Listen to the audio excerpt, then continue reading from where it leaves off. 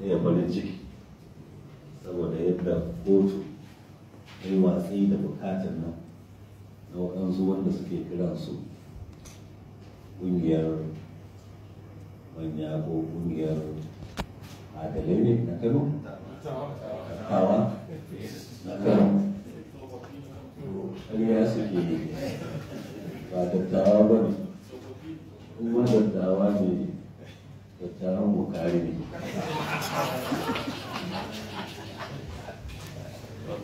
Ƙarya suke ba su da takarda ta nuna cewa su dattawa ne, babu ma wanda ya zauna ya ce ga dattawan Kano. Kuma su nuna mana certificate su da rijista cewa su dattawa ne. Mutane ne kawai wanda suke san kansu, mutane ne waɗanda ba sa son masarautar Rano, ba sa son masarautar Bichi, ba sa son masarautar Ƙaraye, ba sa son masarautar Gaya.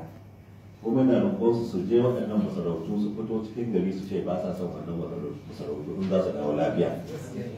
Yan tsirari ne wanda suke zaune a nan suke tunanin cewa su ne Kano, su ne tunanin Kano, su ne makomar Kano, su ne ƙaran Kano, amma duk ƙarya ce kowa ba su ba ne.